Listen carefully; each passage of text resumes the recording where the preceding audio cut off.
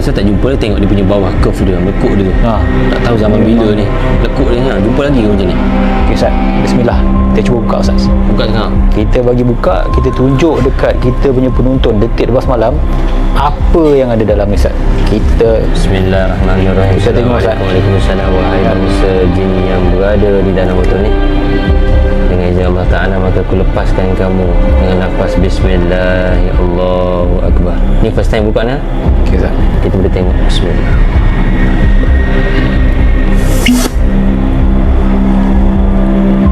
Remang belum rumah. Dia rasa yang jin kan? Oh, dia punya tenaga lain tu. Remang belum rumah. Ni bukan Ustaz ni. Oh, Memang mulut tekuk kan? Ustaz, memang meremang Ustaz. Allahu Akbar. Bismillah. Allahu Akbar.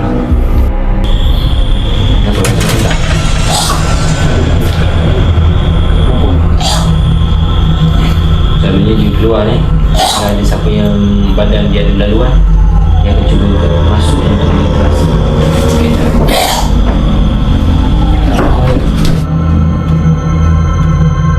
Boleh jadi dia cuba nak masuk ke badan ni. Pak Azmi ada sebut-sebut nak berasai.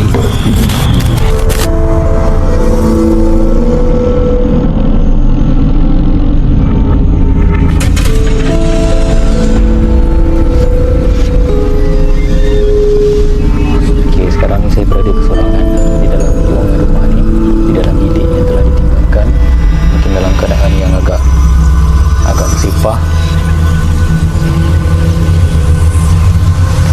Kalau ikutkan daripada luar, sebelum ni saya masuk dalam rumah ni ada terhidu bau najis, okey, tapi sekarang ni tak ada.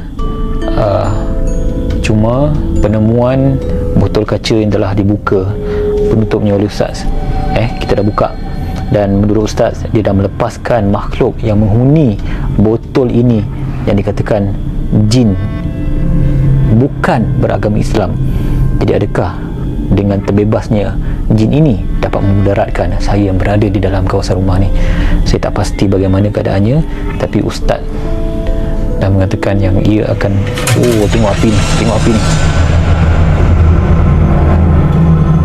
Lain lah. Dia macam api ni tiba-tiba besar. Okey. Wallahualam, saya tak dapat nak gambarkan bagaimana perasaan tu. Okey jin, apa yang kau boleh buat dengan api ni? Hadir. Tenaga dia lain, aura dia lain.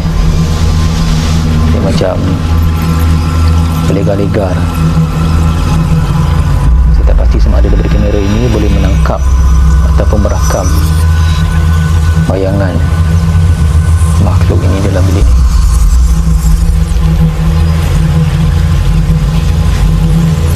Jin, apa yang kau boleh buat dengan cahaya lilin ni?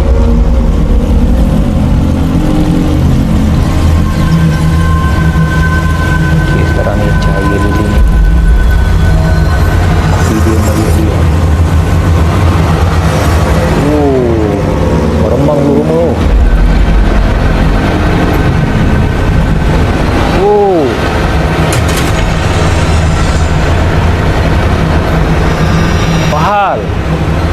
Apa hal?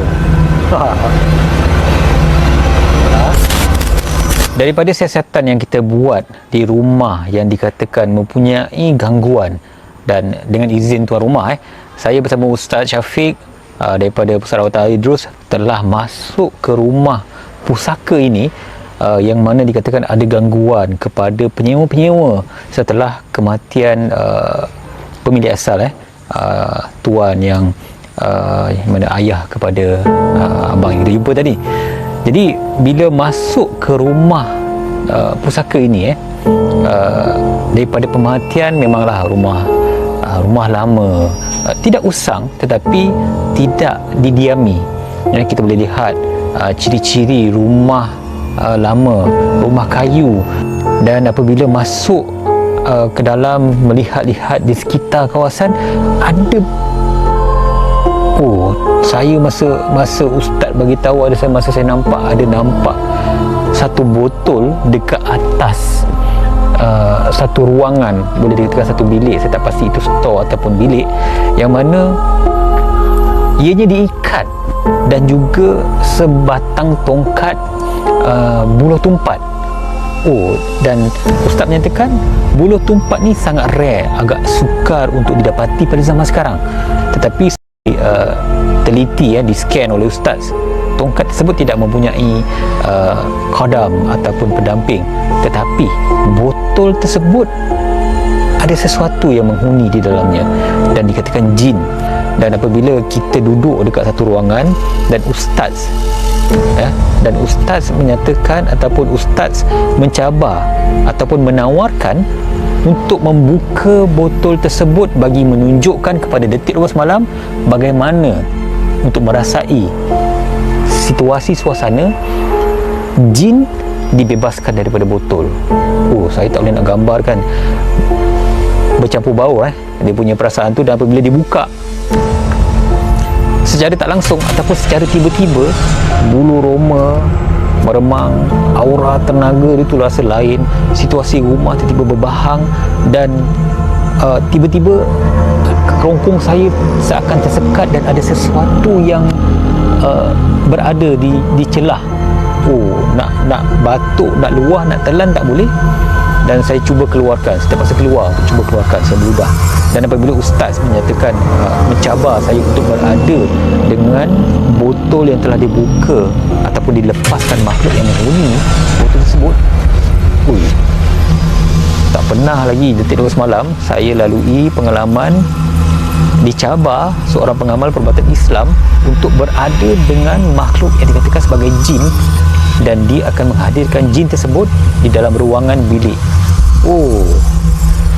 Memang tak masuk akal lah kan. Tapi bila saya sahut cabaran tersebut, saya berada dan kita dapatkan lilin untuk dijadikan satu medium komunikasi, berhubung dengan jin tersebut. Satu suasana yang saya tak boleh nak gambarkan. Bulu roma meremang, memang dapat rasa seakan-akan kehadiran ada sesuatu bahang tenaga di sekeliling, dan lilin tersebut meliuk lentuk dan sekejap besar, sekejap kecil. Tetapi sehingga satu ketika selepas 10 ataupun 15 minit, tiba-tiba dia seakan-akan tenang, seakan-akan tak tahu macam mana nak cakap, dia seakan-akan terus menyejuk dan tenang macam tu je. Detik 12 Malam ini adalah satu situasi yang tak dapat digambarkan, dan kita sahut cabaran berada dalam ruangan saka ataupun jin yang boleh menyebabkan gangguan ataupun sihir kepada penghuni ataupun pemiliknya. Jadi ini adalah satu pengalaman yang tak dapat saya